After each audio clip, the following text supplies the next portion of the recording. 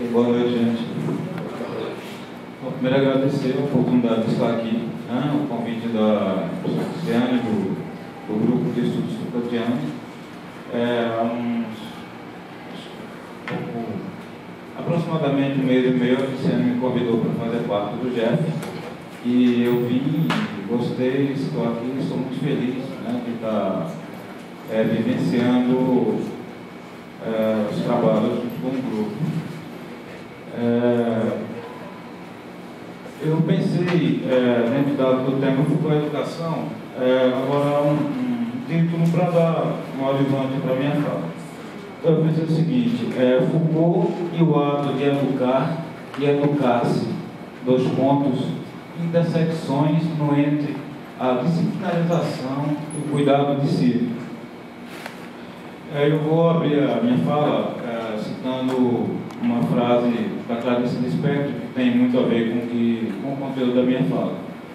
E a Clarice fala o seguinte, abre aspas, é só quando esquecemos todos os nossos conhecimentos é que começamos a saber.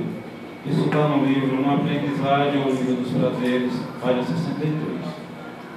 Bom, entendo que nesse primeiro momento devo anunciar o tempo e lugar de onde vejo e leio Foucault e de onde opero com as ferramentas de análise Foucaultiana para pensar a educação e pensar a mim mesmo.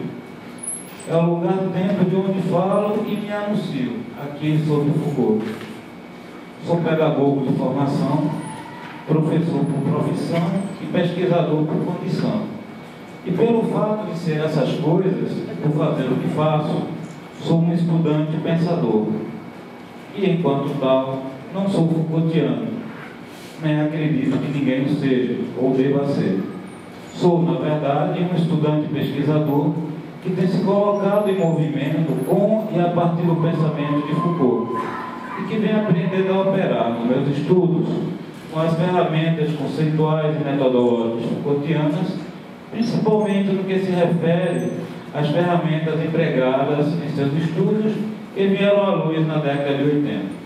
Assim, me anuncio como leitor admirado de Foucault e por Foucault. E devo confessar, um leitor, estudante, pesquisador, atordoado, desassossegado, inquieto e inseguro.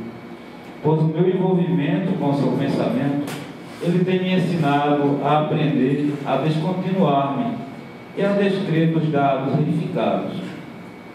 Isso porque Foucault opera o seu pensamento por e como deslocamentos, descontinuidades, desconstruções e desestruturações.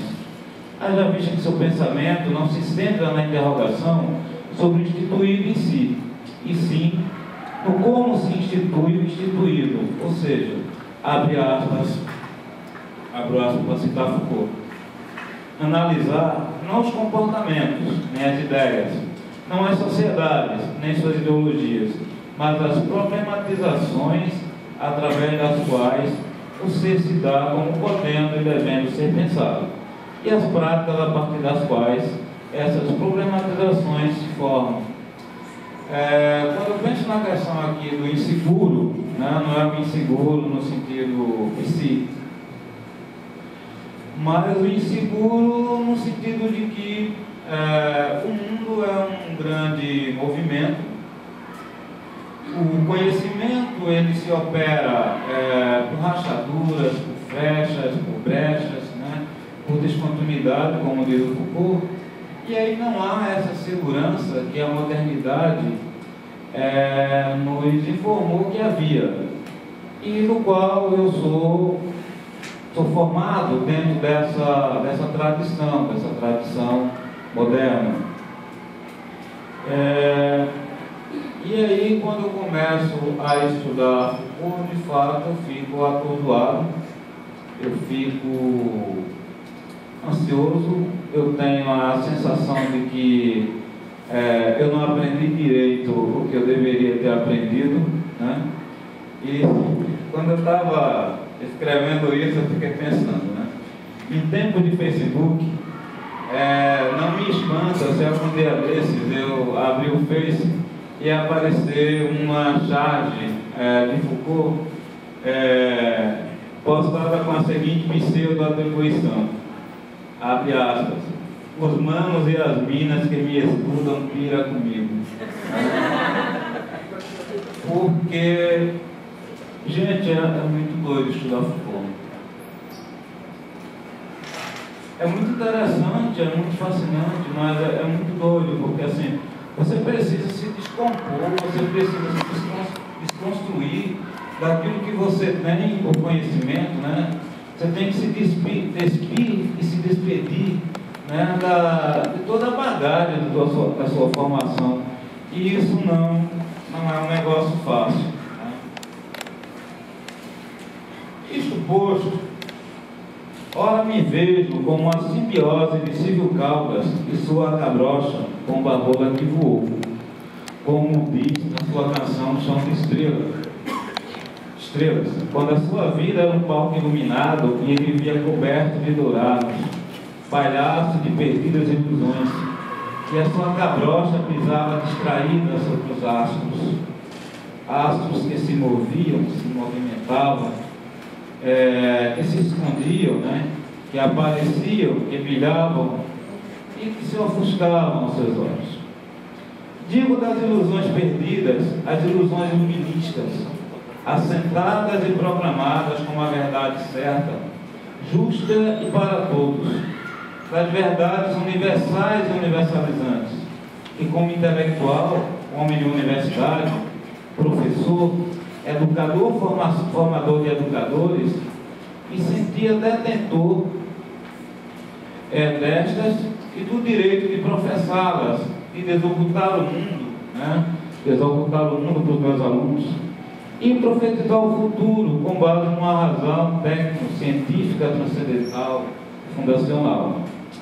Dado o envolvimento com o pensamento Foucaultiano e com o que dele aprendo, ora me penso como alguém que procura enxergar as coisas como um campo de imanências, como experiências singulares, como agências que se organizam a partir de focos de experiências, como jogos de poder, jogos de vontade de poder e de saber. Mas o Foucault que me põe, ou nos põe, inquietos e inseguros, também nos alivia com seu próprio exemplo de vida e de trabalho, digo, de pensamento, inquieto e inseguro.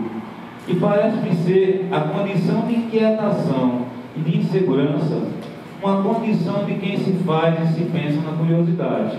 Assim, nos diz Foucault sobre os riscos e perigos que correu ao deslocar o rumo e o jeito de sua abordagem nos seus últimos estudos, quando se desviou do seu projeto inicial.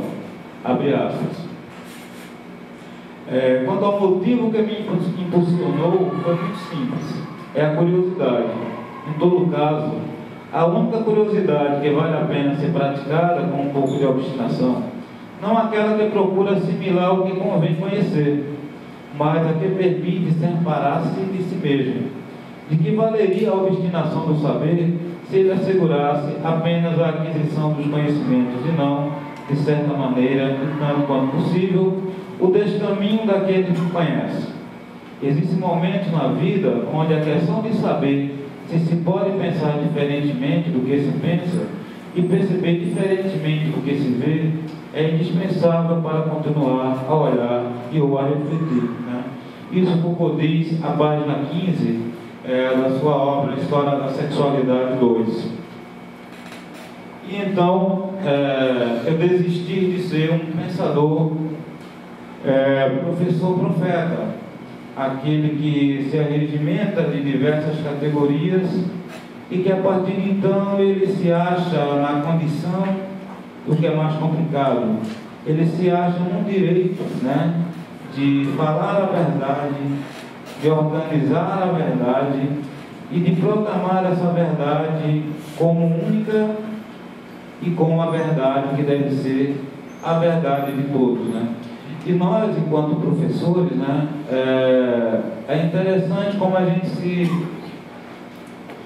se alimenta e se nutre, né, desse poder do saber, né, de um saber que tudo explica, que tudo dá conta, né, do qual a gente explica a origem, da qual a gente explica o desenvolvimento e do qual a gente explica a conclusão das coisas, né, a conclusão dos processos, inclusive a conclusão da vida.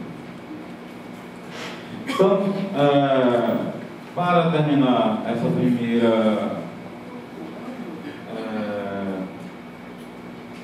considerações, eu trago novamente Clarice Lispector, e ela diz o seguinte, abre aspas: a condição não se cura, mas o medo da condição é curável. Né? Isso também está no livro, uma aprendizagem no livro dos prazeres, a página 28. E é muito interessante quando a gente começa a se desfazer de muitas coisas que a gente que a gente tem, né? E a se refazer a partir de coisas novas. Principalmente quando essas coisas novas, elas não inspiram essa segurança, né? Que, buscando conforto, todos nós gostaríamos de ter. E, como eu falei, Foucault é isso, né? Foucault, ele nos traz, ele nos põe em desassossego, ele nos coloca em um estado de inquietação e ele não nos dá nenhuma segurança, porque, pelo que me parece, pelo que eu consegui aprender da sua leitura, ele também não tem essa segurança. E é tão bonito na introdução da história da sexualidade 2, quando a gente pensa, né, Michel Foucault, a gente pensa que o cara não sofre das mesmas inseguranças, não sofre das mesmas inquietações, né? E eu achei tão legal as duas passagens, que eu acho extremamente emocionante do Foucault pessoa, né? Do Foucault intelectual.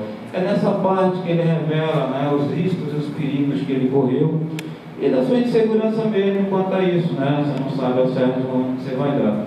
Como também no livro O Governo de Si dos Outros, que ele dando aula lá, abrindo o curso dele, né, do ano de 82, 83, num colégio de França, ele fala da sua solidão ali e de como ele gostaria de interagir com aquelas pessoas, né? Ele propõe encontrar com pessoas que estejam interessadas em sentar com ele, em conversar com ele, né?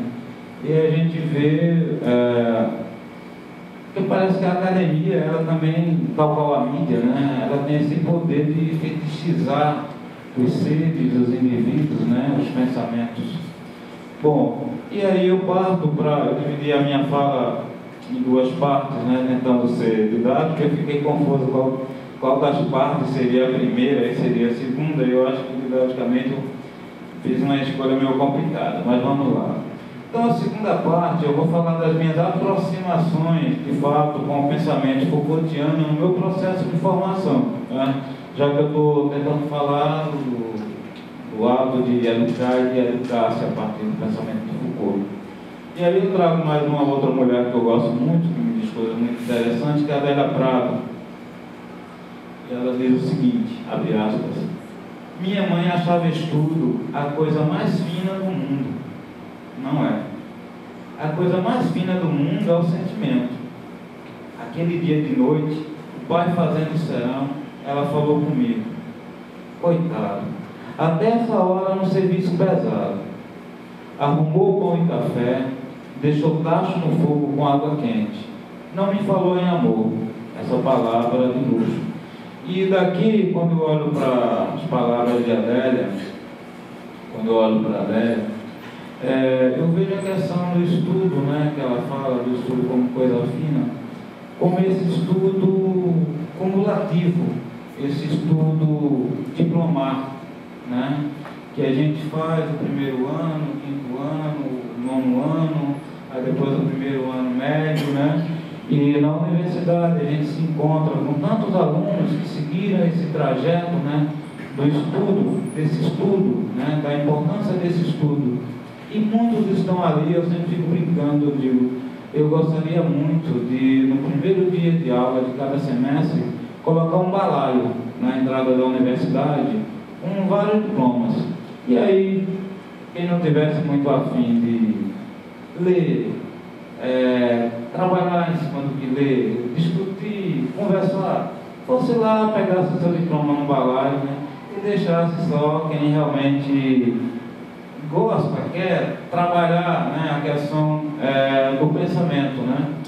A questão desse amor por si, que é o amor pelo conhecimento, o amor pela sabedoria.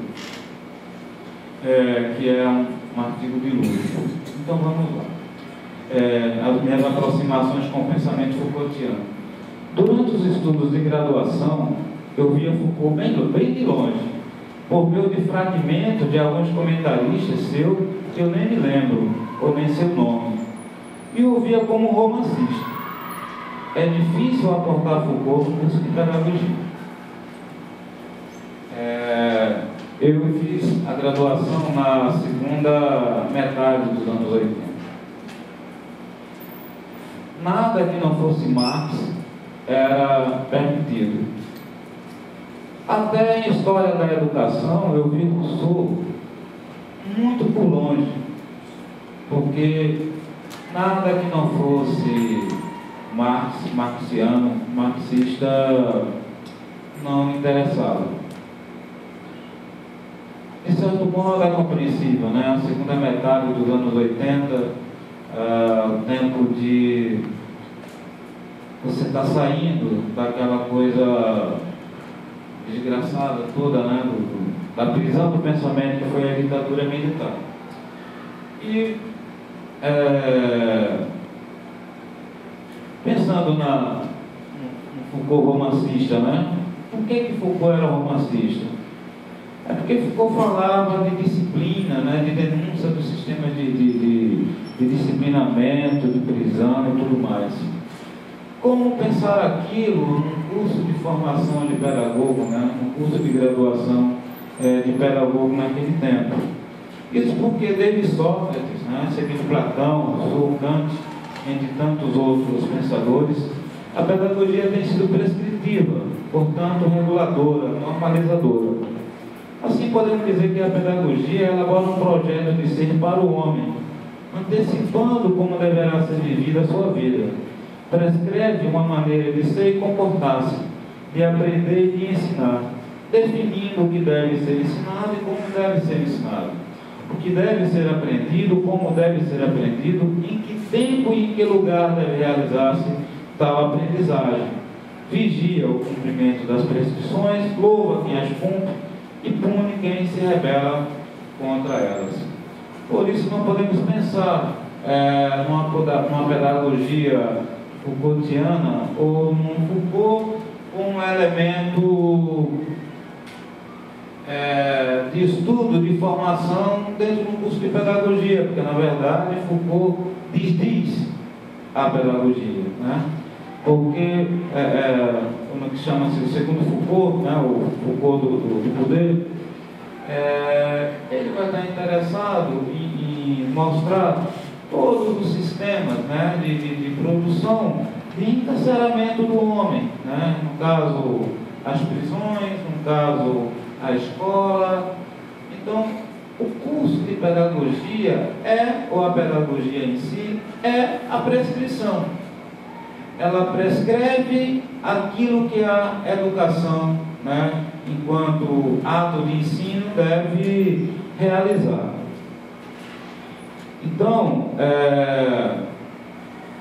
nesse caso não caberia Foucault, mas Foucault nos propõe um outro modo de pensar a vida e de viver a vida. Portanto, um novo modo de pensar a educação e a pedagogia, né? Então, mais uma vez eu coloco, né, por isso que Foucault não cabe no curso de pedagogia, né, como um teórico, digamos assim, um teórico pilastra.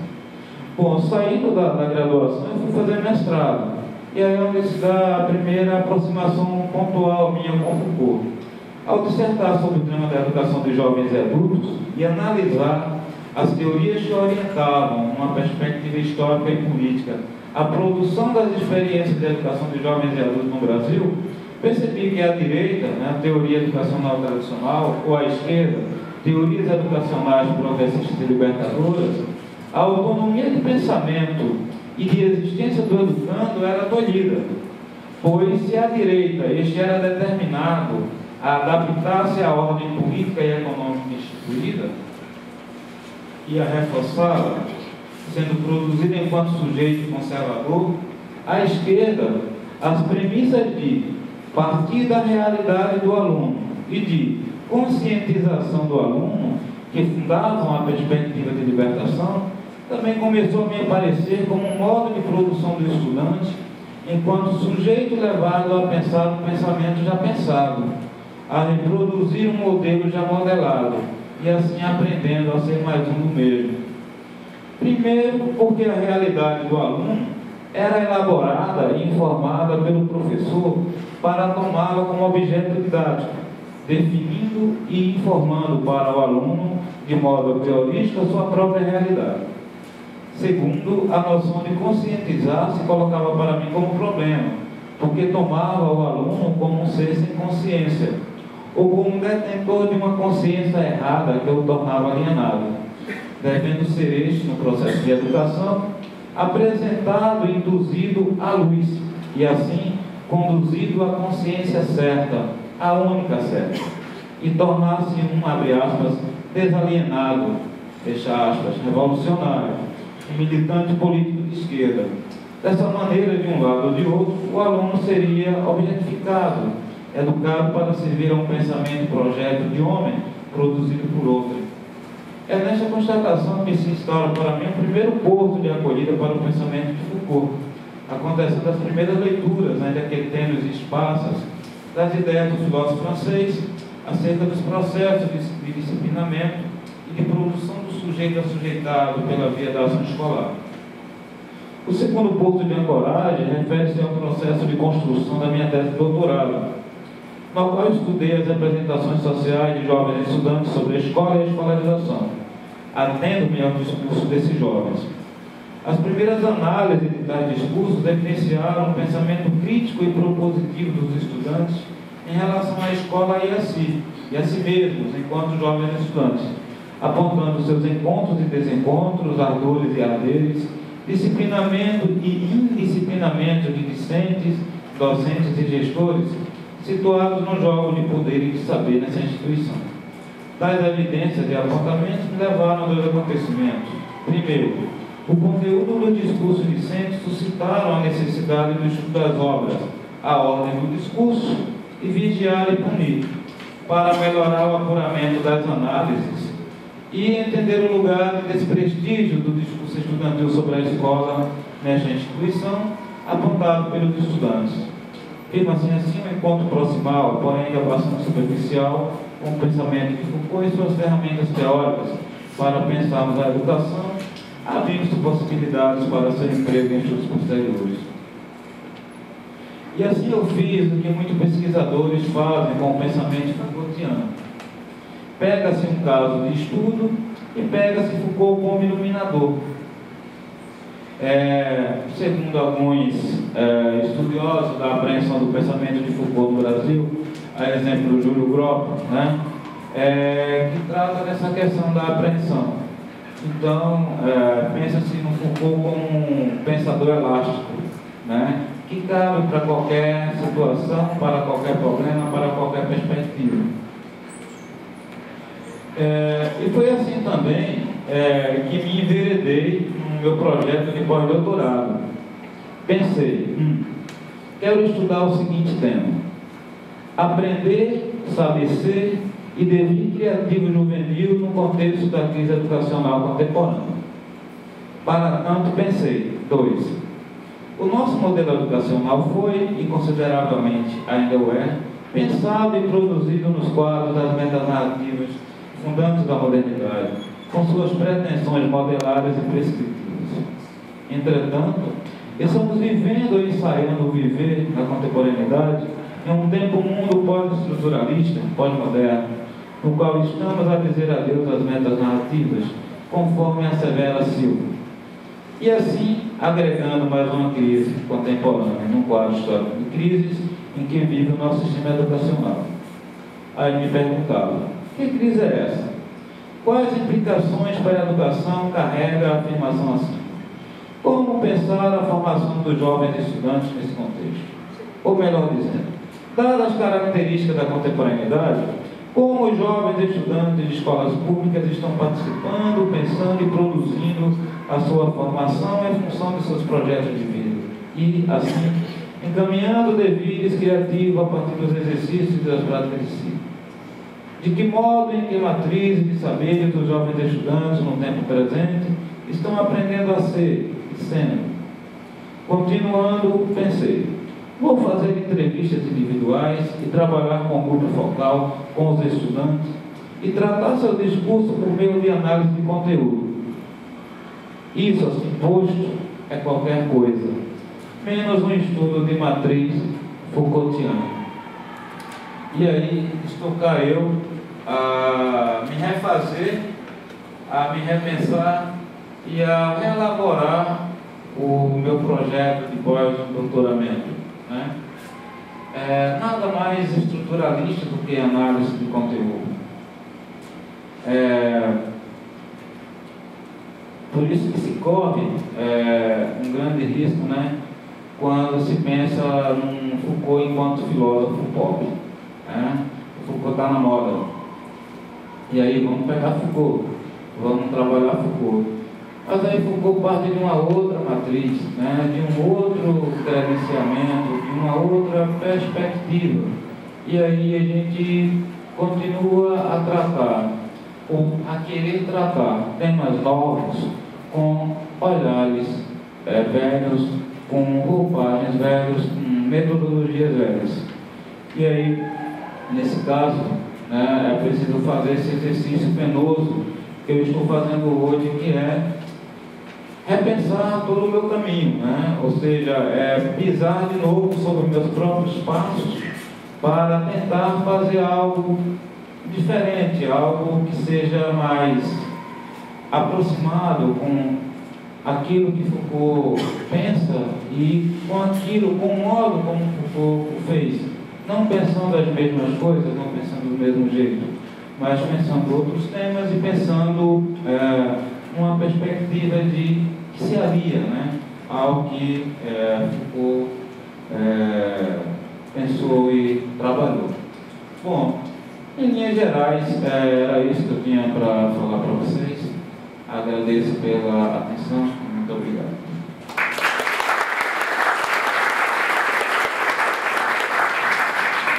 Obrigada, professor Radical, pelas palavras. E agora o professor Silvio Gadeira.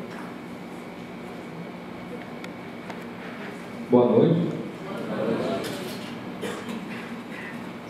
Queria, antes de tudo, agradecer ao convite, ao gentil convite que me foi feito para participar aqui desse evento. Agradecer a Cristiane, ao pessoal do grupo de estudos Foucaultianos.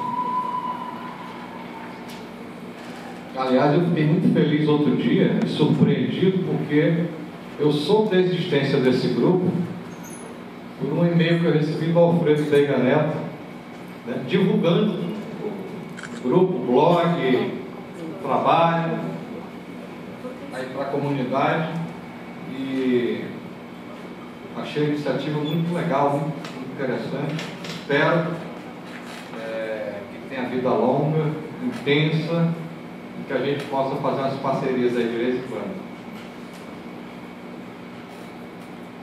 Pessoal, eu vou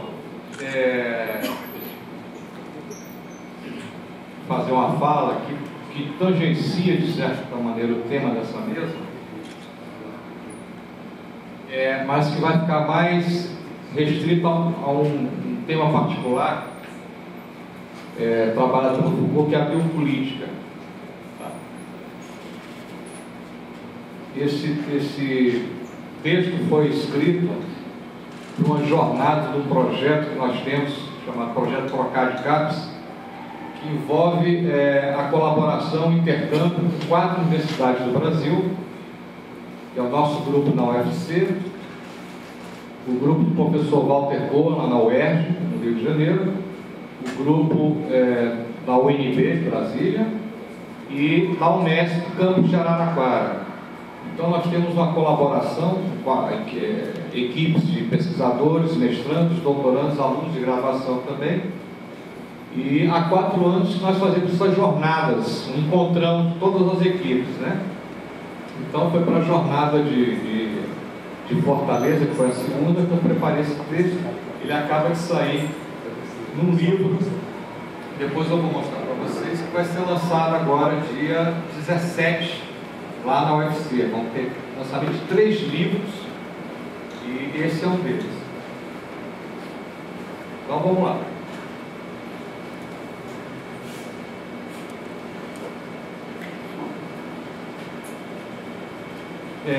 a minha apresentação